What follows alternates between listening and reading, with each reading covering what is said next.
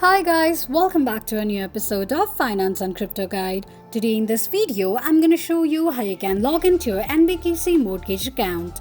Keep watching the video till the end. To log into your NBKC Mortgage account, firstly go ahead and launch open any web browser of your preference. On the search box at the top, type in nbkc.com and make a search.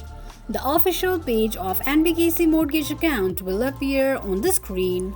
Choose an account to log in, whether it's your home loan, credit card or bank account from the drop-down. Once you're done choosing an account, tap on it.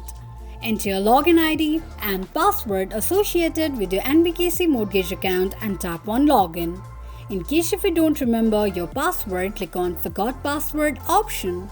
This is how you can log into your NBKC Mortgage account quickly and easily, just in few steps. If you have any thoughts or queries, let us know in the comments section. Don't forget to subscribe to our channel.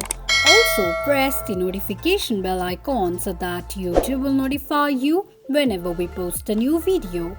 I hope this video was helpful to you. Thank you so much for watching.